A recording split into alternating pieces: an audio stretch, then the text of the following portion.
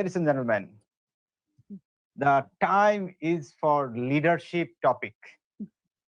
One renowned quote you may heard, like, a leader is one who knows the way, goes the way, and shows the way. Yes, I'm saying the quote from John C. Maxwell. You know, John C. Maxwell is a world-renowned leadership guru, is a John C. Maxwell. So now the time is for leadership intelligence in business. This topic will be presented none other than the man of Mr. Excitement. Is a well-known in our training community internationally. Yes, Mr. Excitement is from Kuwait. Right now, he is staying in New York, and he's a contributing author and master performance consultant. He's a chief excitement officer, knowledge consulting, Kuwait. Ladies and gentlemen, please welcome Mr. Hamza Taqi as well as Mr. Excitement for give his presentation on leadership intelligence. Thank you, Mr. Taqi. Mr. Abdi. Thank you, sir. Thank you. I wonder, there are still people participating. Guys, if I'm in your shoes, I would be gone. Why are you still here? No, just kidding. Just kidding.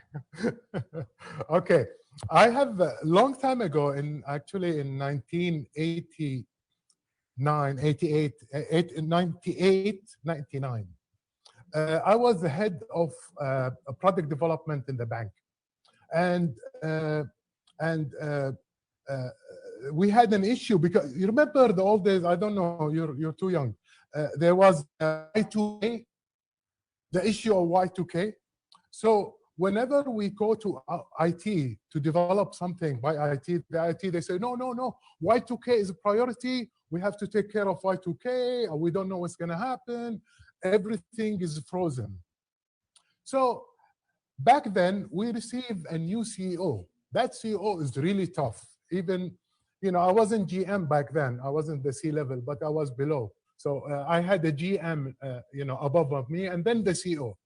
Everybody was scared of that CEO because he was very, systematic, and he was good in follow-up and so on. What happened, he asked the retails, why are you putting a target this much? For example, let's say 20% over last year. And everybody said, well, we're not going to do 20%. We did that based on what the marketing told us. They said we'll have this product, that service, and nothing is happening. So he said, who's responsible? They said, Hamza Taqi.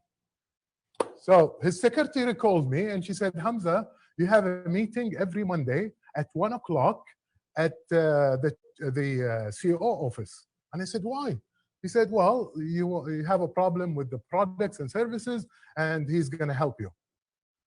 So to cut the story short, I used to go there like 10 minutes before the meeting, just to be early, One day I was waiting, and the CEO was inside a room, not his room, the meeting room, with the chairman of the organization. And they were screaming at each other, literally fighting with each other. And I looked at the office manager, and I told her, Anne, maybe, the boss is really busy. He's with the chairman. And let me go to my office, and whenever he's ready, call me and I'll come. It's only from the 4th floor to the 7th floor. She said, no, he doesn't like that. Since you have an appointment with him, you have to be there in time. And at exactly the time of the meeting, that door opens. The CEO came out. His name is John Wright, by the way. And he gave me that nice smile. And then he took me like this, in his arm, and we walked to his office. We walked together. We went to his office. He sat me in his, meeting little round table. He went to his desk. He brought the journal or the calendar, and then he opened it, and he started the meeting. When I left that meeting, I was really shocked. I said, this guy just, he was in a fight with the chairman. They were screaming at each other.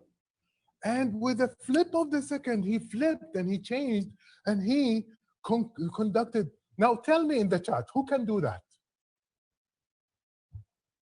Who really can do that? Of course, after a long time, I get to know him much better and so on. So I had a chance to ask him. I said, Mr. Wright, remember 3 years ago, this happened? And he said, yeah, I remember. I said, how could you do it? He said, come on, what happened in that room has nothing to do with you. This is something else. Can you sense that as a leader? That some leader, like for example, I'm as a dad, if one of my daughter bothered me, I might take that negative energy into the other daughter or the other son or the other family member. So that's really, really critical. And this is the leadership that we need now. It's the mindful leadership. It's the conscious leadership. And this is what we're going to talk about together. Are you listening to me? Are you there, guys? I don't know if you're there or not. Can I share? I will share my presentation. Yes, Mr. Yes, Taqi, we you are can there. share. Okay. We are Yes, there. thank you. Thank you, Robbie. Ladies and gentlemen, you can write in a chat box that you are there. Can you write in chat box, yes, I'm here. Oh, we started listening to children screaming. Okay, so this is our topic, and basically it's leadership intelligence in business. What I did, I dissected to 3 areas. So the first area is the intellect or the intelligence, and then the second area is the business itself, and then a leadership. And this is all based on my personal experience, and of course from other sources and books and what have you. So the intellect, we have 2 issues, the thoughts, and then we will talk about the neuroscience behind the intellect. The second I will talk about is the marketing mix in terms of business, and then the people element within that marketing mix. And the third and last is the leadership, as I said, mindful leadership, and we will have an example on Herb Kelleher, which is the Southwest Airline guy. You know him, okay? So these are the 3 topics. Thoughts. Can you write in the chat how, if you can, stop the thoughts that are in your mind altogether? Raise your hand or say yes in the chat, please. Let's have some interactivity.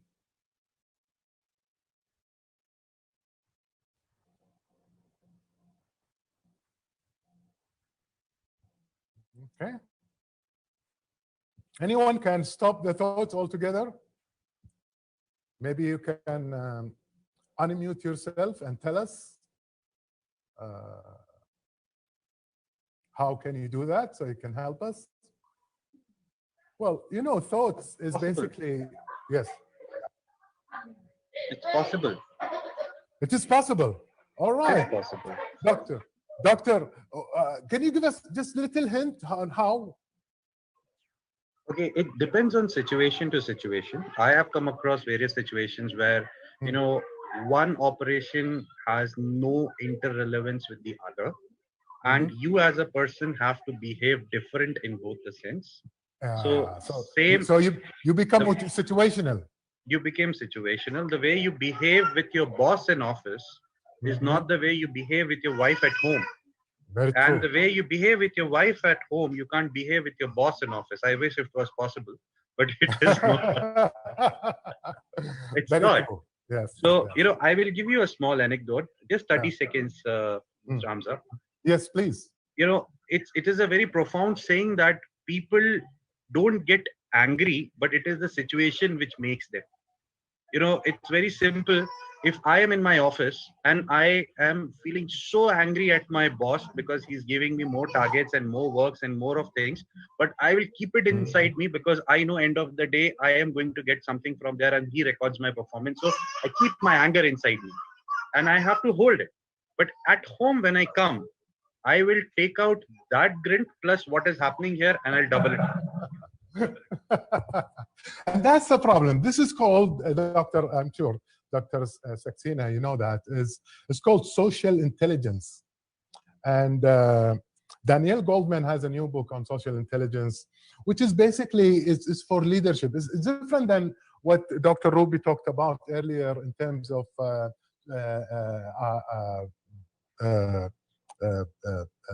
emotional intelligence. Social intelligence, it takes part of, you know, dealing with other people, especially your team at work and your boss at work, and we will go more deeply on that level. My second question is now when we have so many thoughts in our mind, do we perform better, or when we are so clear-minded? So tell me yes or no in the chat. If you are, you know, if you are do very well when you are thinking. So tell me, if you are too much thinking, you do very well in terms of decision making and what have you. Chat for me, chat, please. Tell me, I need to know you. Not necessarily, okay. Yes, yes, okay.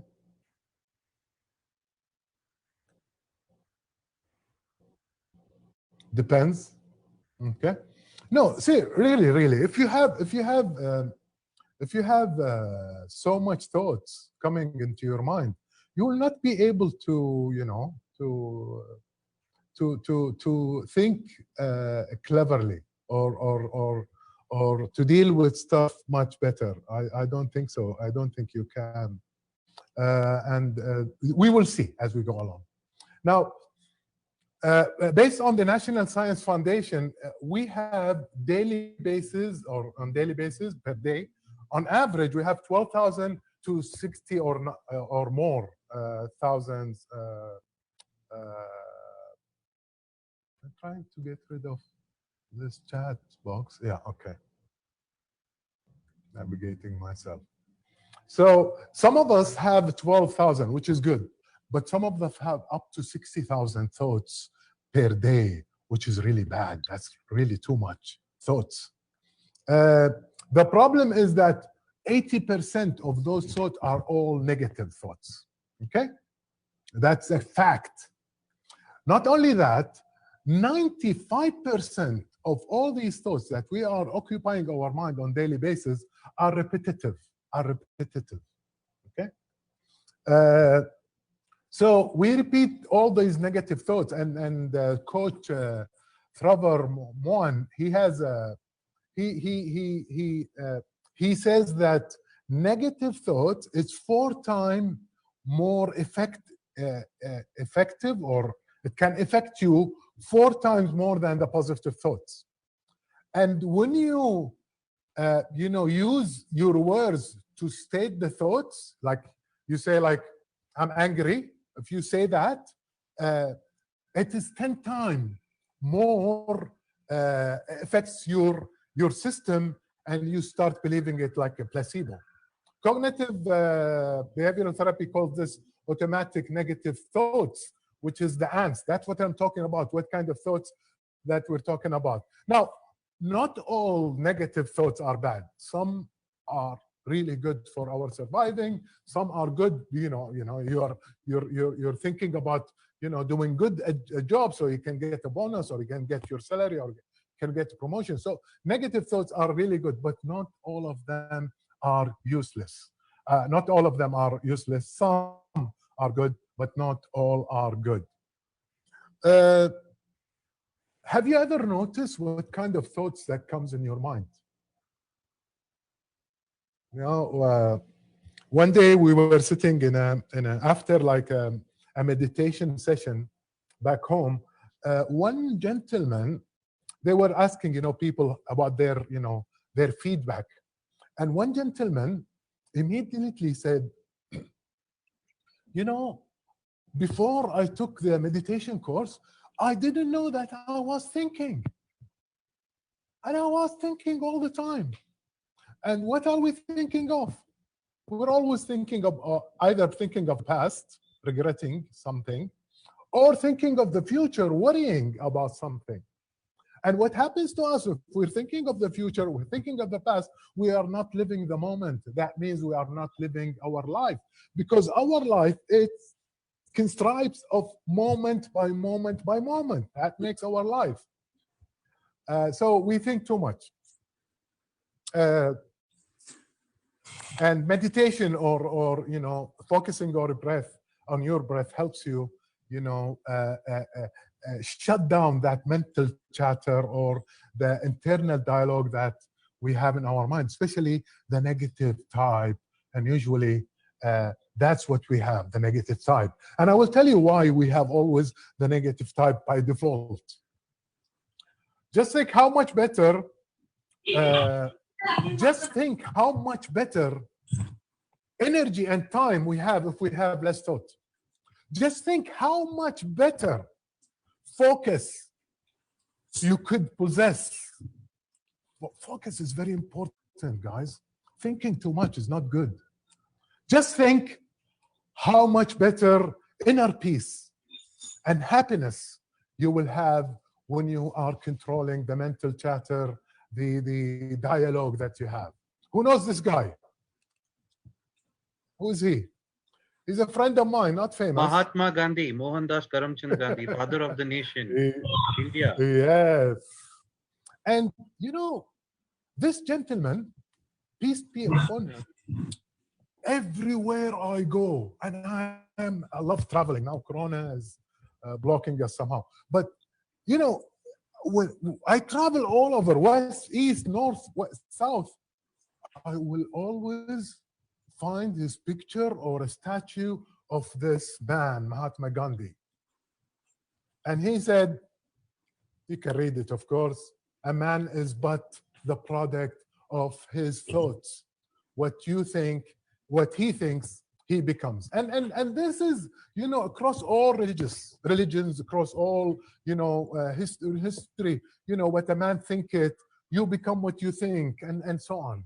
So let's go into the neuroscience a bit, just to show you what's happening. We have something called the amygdala, and it's a tiny thing in the center of the brain. And this is the alert system that we have. The flight.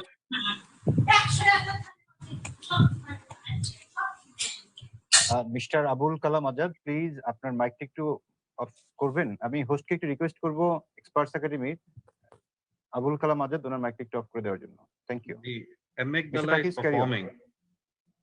Thank you, Abul Kalam.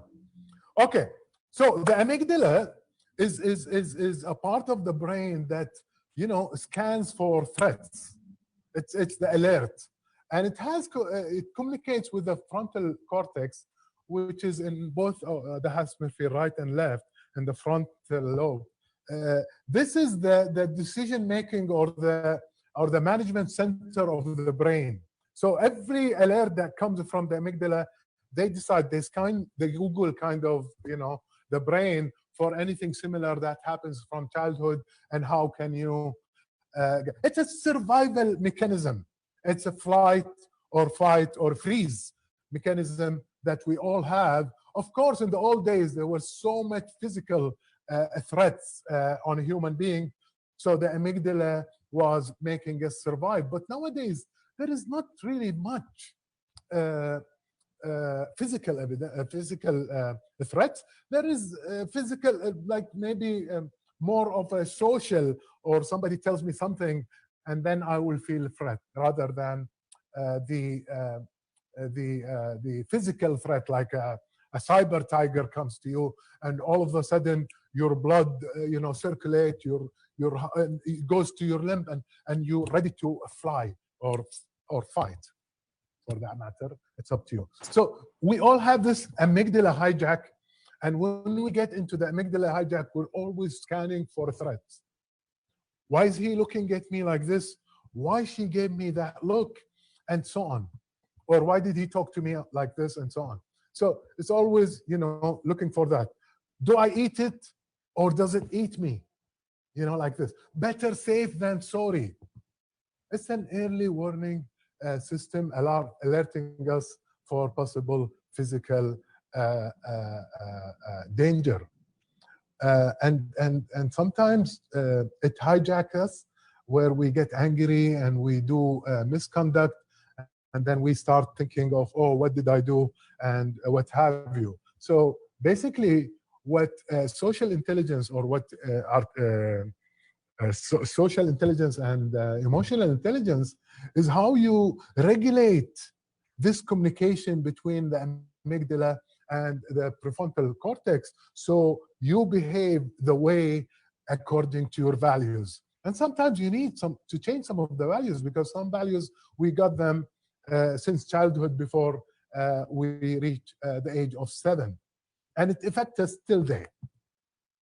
So now we understood from the neuroscience that thoughts will not make us more intelligent. Actually, when we have less thought, we are more focused, we're more intelligent. If we are worrying too much, then we cannot do any good. We cannot use our intellect to the maximum. Now, it's the business. What do you think the business is of any organization? What do you think the business is? What do you need to have a business? Idea, concept. Idea, thoughts, okay. Concepts, thoughts. Yeah. Design, blueprint, people, place. Beautiful. Planning. Beautiful. I say the 7 P's the marketing makes, right? I said it all. Yes, I know. Great. Yes. So really look at the 7 P's. Can you have a business without any of those? No. You can't. And then which one is the most important? Product. You think so? Who All are makes the product? interrelated. All are interrelated. All Correct. are But one is the most important. people. Because, yes, excellent. People. Why? Because they are the ones who are going to use the product. They're the one who create the demand. No. Here, sorry. Here, thank you for your interaction. But here, people, what we mean by people is not the external people. It's the people in the organization. Organization. Internal. Yes, it's our employees. Yes. It's the team that we have. Now, who makes the product? Who makes the process? Who makes the price? People. Who makes the people? So it is the most important. And I add to that, it's the most important. People are the most important for any organization. And they are the business. You know why? Because they have the brain to think of. They have the heart to feel the customer, what he wants, and they have the passion to work. And they make all these. They can change the process, make it easier, like Dr. Rahman said in our in e-government, and how Bangladesh worked in making the process so seamless, so the customer or the people can get the benefits or the product or the solution from the government easy while they are at home or using their mobile or iPad or what have you. So who made that? It's the people. Okay. So we agreed that the people are the most important element in the marketing mix. And that's what made me go into the people development, hence knowledge consulting, putting people first. Okay.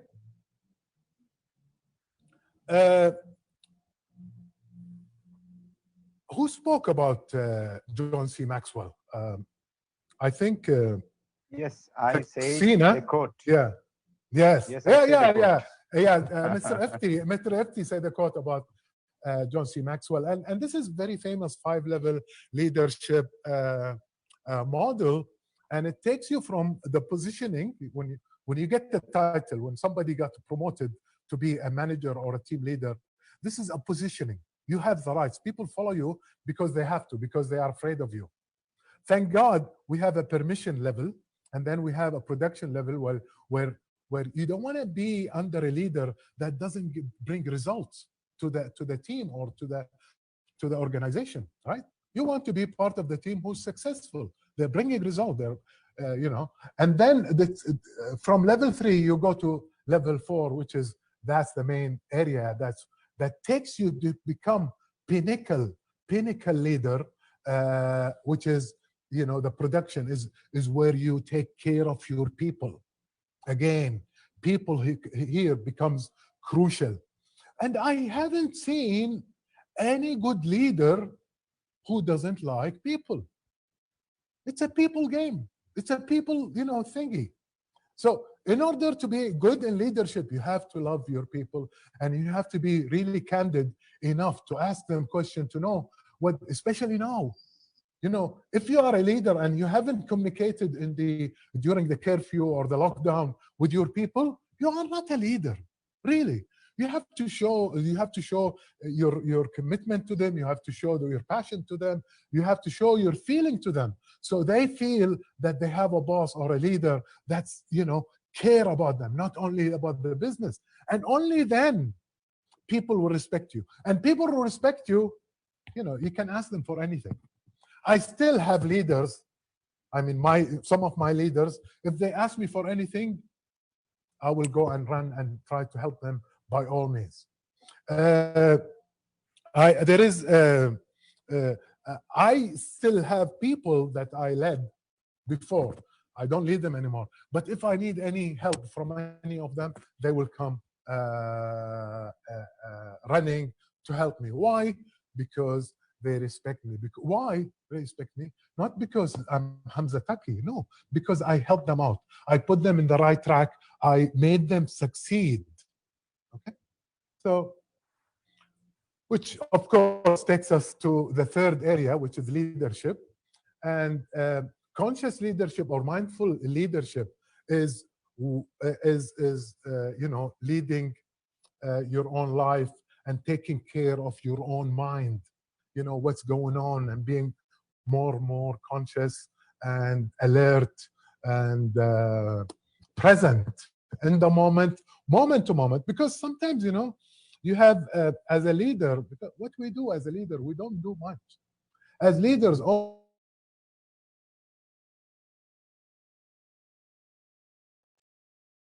To succeed and try to make the environment much better for our people so they excel and the whole organization excel. So you need to know about yourself. What do you really care about? What sparks your curiosity? Where are you showing up? What doesn't feel right? What makes you upset? What ticks you? What makes you tick? What lights you up? If I know this for myself and I know this for my team, then I can communicate with them very well. Now, if I have a better time, I would give you an exercise, and you all participate in the exercise where you draw your hand, and within your hand, you write certain stuff. If we have time, we can do it if you want at the end. So the mindful leader is they slow down. So remember, everybody has a car, I assume, or presume. Now, can you keep your car running all the time? All the time. Can you do that? Of course not. You need to shut it down. So even your mind, you need to shut it down. If you shut it down, you will notice more. If your mind is so much occupied with all the thinking and all the worries about the future and the regret of the past, you will not be able to focus on what is in front of you. Even somebody walking by and say good morning, sir, or good morning, madam, and you don't acknowledge them because you are in your mind. Okay. Second, working harder isn't necessarily the best way. I knew a sales leader, of course, Mr. FT can bet on this. He's a sales manager and he's sitting in his office. His sales team is all over the place, all territory-wise, running around, knocking doors. And he would call each one of them, Mr. Yusuf, how much did you sell? That's it. Oh, you're not doing a good job. You should sell. Mr. So-and-so, how many calls do you? This is not your job. Your job as a leader, you should go with them and be with them and look at them, how they do their visit, how they do their sales. And then after the visit, maybe give them some feedback, maybe encouraging them, maybe coaching them to become better, to become professional, rather than sitting in your office and just checking how much they sold by the phone. That's not good. It drops the need to prove, to push or strive. You don't need to prove yourself when you are mindful. You don't need to look at, oh, who's attacking me, who's talking negatively about me near the coffee machine. And you will be aware of the wisdom all around you, especially in your people. Because as leader, we don't do much. Our people do the whole work. There is a book for Maria Gonzalez, very nice book called The Mindful Leader. And in it, she discussed 9 ways of self-awareness, transforming yourself and inspiring others. The first one is being present. You need to be present. Second, being positive. Who wants to hire somebody who's always complaining, who's always negative, who's always looking at the glass half empty, as they say? You need to be compassionate. You need to see your people. You need to be in their shoes to see the way they see it, rather than being in your own, high store area. You need to be impeccable. You need to be composed as a leader.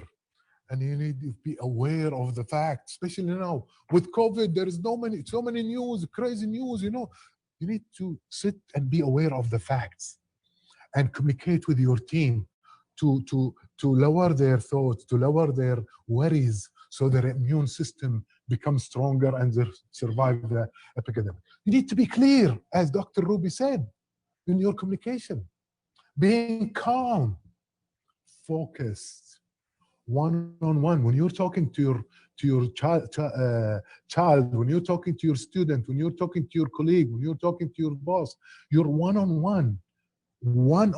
You cannot be like, talking to somebody and your ears is somewhere else.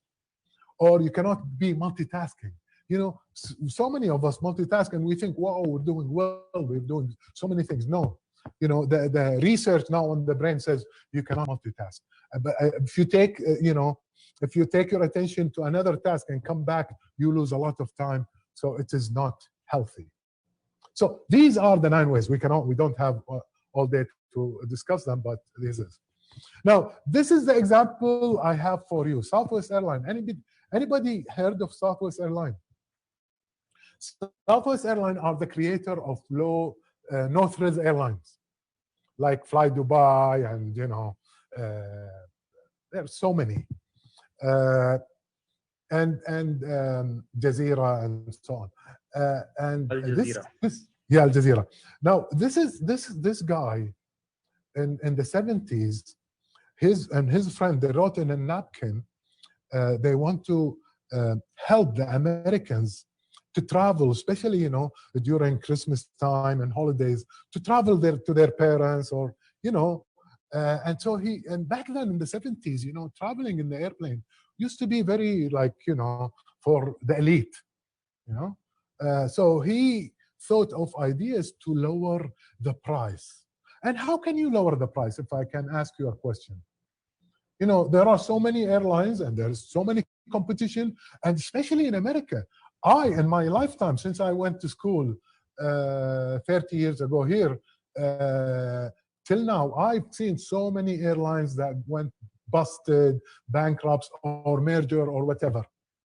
But this airline have been straight on the green, successful, and attracting people, attracting pilots, attracting stewardess, and so on.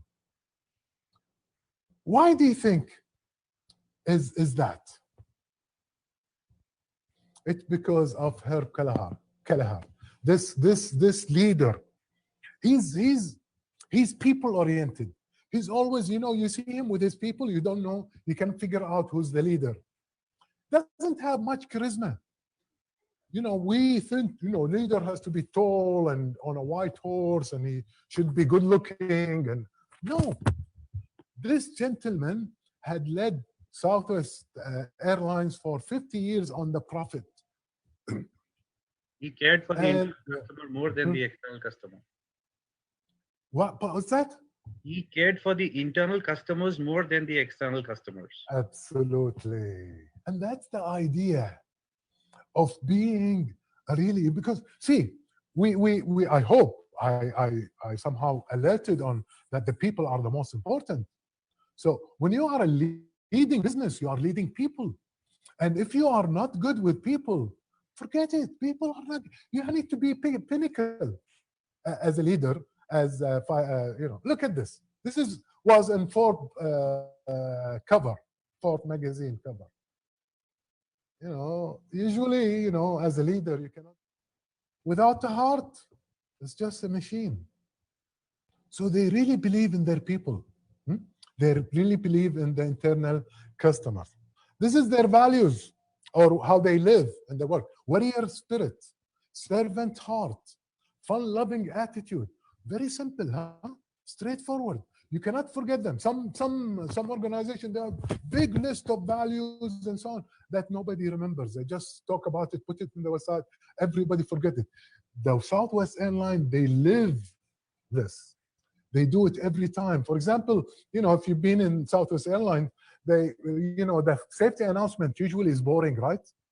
For us now, frequent driver. Now, getting in the airplane is like, getting into a taxi, like. Yeah, exactly. It's not the prestige that you used to have in the 70s. Not for me, I mean for my parents and so on. But the fact now it becomes natural. And I have a friend who's a captain. I said, "Whoa, my friend is a captain," and he said, "Come on, man, I'm only a driver." I drive the airplane, and I don't know with Dr. Kunal, subject artificial intelligence. I don't think we need drivers for cars in the future because it's going to be autonomous automobiles. I don't know it's going to be the same for the airplane. Imagine without a pilot, you are in the airplane.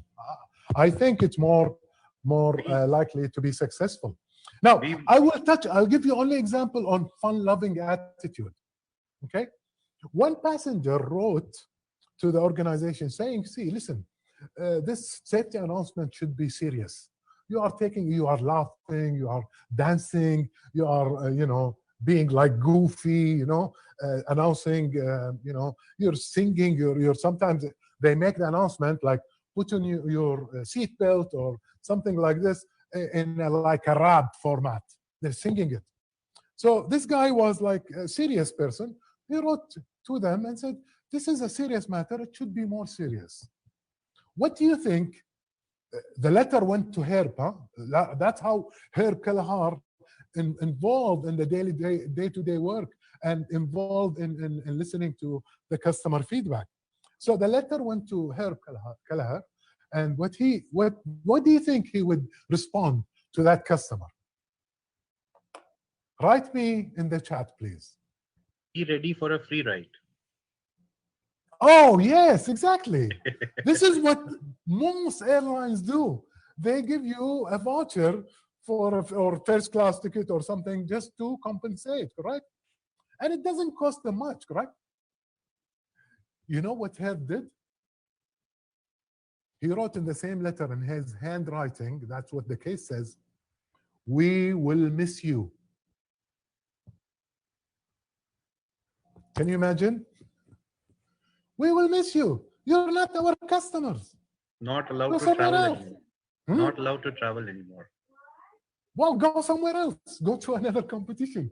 You know, we are fun-loving attitude, and we are being successful all this year. I'm not going to change my core values for one single feedback. So this is what he says as well. Hire for attitude, train the skills. You know, skills can be learned. But when you hire somebody with a bad attitude, you cannot teach him. You cannot change him. So you look at the attitude, and then the skills and the competency comes later. You can teach them that, and you can make them. This is his quote. Your people come first, and if you treat them not right, they'll treat the customer right. And guess what? The stakeholder, the shareholders will be happy because you'll have repeated business. Your customers are happy, and they stay loyal for the organization. Because there is a study that says, you know, 70% of people or employees, they leave the organization. They don't leave the organization, they leave the boss or the, you know, the guy who is ahead of them. This is from the Social Intelligence book of Daniel Goldman, and it has 4 practices. I'm not going to go through it. It's just for you to think about and to see how many components for you to be a social intelligence and the competencies entailed for. And here, main thing is self-awareness and self-management. So you manage your emotions. You know, you don't get angry, you know, easily. Or when you get angry, you control your anger.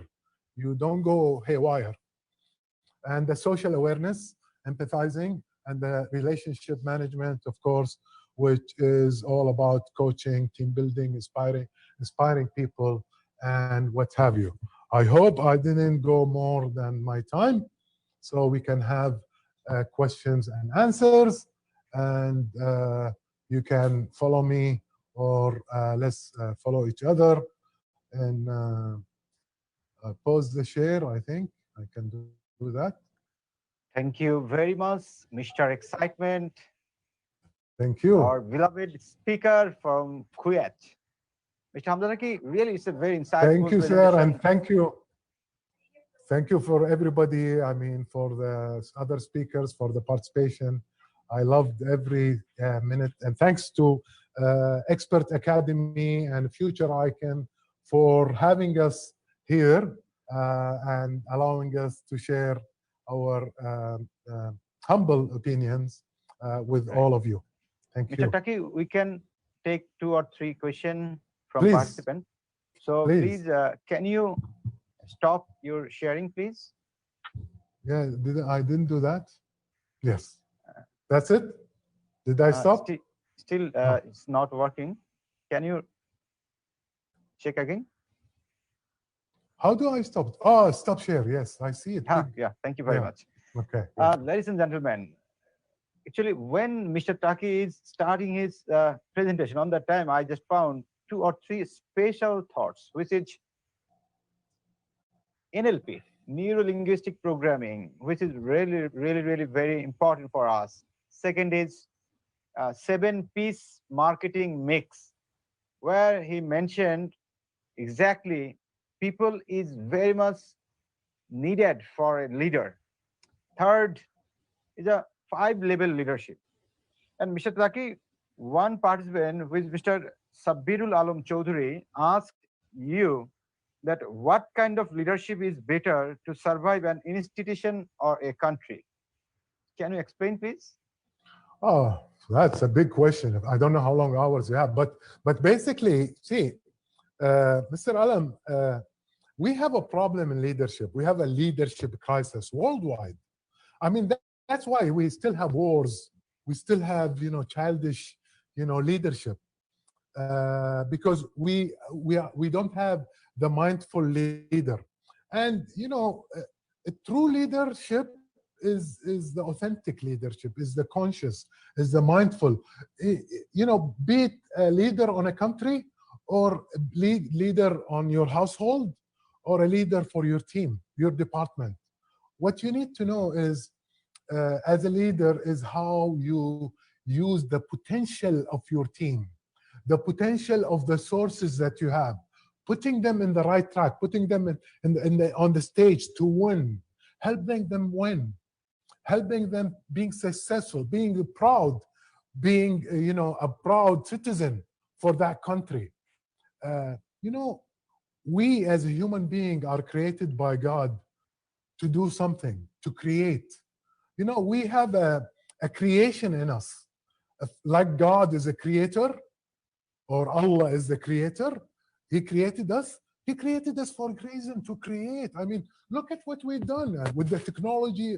We created so many things, but we need to go back to the essence on how do we deal with our people and how we stimulate them to do their best and how we keep our best talent in-house so we become better. Because if you see from the marketing mix, people are the ones that makes the product and services. I don't know how I got excited and pulled my earpiece, but yeah. So there is no, we learned a lot of, there's so many leadership. And I would like to, maybe I should write it here. I don't know if you can see this. From IONS, in the beginning, they say process, okay? And for example, people. So in the first theories, they said a process is more important. If you have good process, if you have good procedure and everything is clear, people will follow the procedure and they will contribute and they will produce. Another school came, I think, Michigan State University, they said, no, we take care of our people. The people will produce. And they had like an argument between both, okay? They said, no, this is better and this is better. And actually, both are good. And you need to be situational, depending. For example, if you have an employee that you want to give a task to write a report about this program. Now, if that employee, if he or she did not done a report before, what you need to give them is process, is how to do it, is guidelines. But if they are experts in writing report, they have done so many reports, what you need to do is give them support here. You give them support, you give them, freedom to do what they need to do. But sometimes what we do, we mix. So what you get here, you get actually 4 leadership styles. And this is, Ken Blanchard called it the situational leadership. By the way, we teach and we train and we certified people on situational leadership. And here is this person, for example, S1, because this guy is not fully developed in a certain task or certain objective or goal, then this guy needs, this guy S1, S4. So this guy needs a lot of directions. Like let's say he's on report writing, he never done a report. Then me as a leader, what I should do, I should give him templates, I should show him the previous reports, and I should then give him time to come and visit me so I can see if he's in the right track or not. That's my job to do that. That's the level 4 of people development and the John C. Maxwell. Then hopefully he'll go here, then I will do, still I give him a lot of directions and I still give him a lot of support. He needs more support than here. Here, he needs only directions, how to do it, and maybe more time. Here, he needs more support because now he knows something that he didn't know before. What he will do now is basically, needs more support of, holding hands and saying, no, I know it's difficult in the beginning, but you will get through. And hopefully he will move to this area. And here, he doesn't need any direction because he got directions here and here. Here, all he needs is support. So we as leader, we use these 2 behaviors, direction behaviors, support behaviors. And this is in the old days, you used to call it the stick and the carrots. If you know what I mean. Or punishment and, benefits. And some people, they just give benefits. Some leaders are really good in people like me. So it's always people, people, people, and they forget about the results. So you need to be careful. You need to be both result and people. Yeah, thank you very much, Mr. Taqi. So in leadership situation, we need both. People-oriented, at the same time, we need task-oriented. Am I right? Yes, yes. Yeah, thank you very much. Ladies and gentlemen, if you have any question, you can write in chat box. We will ask our today's speaker.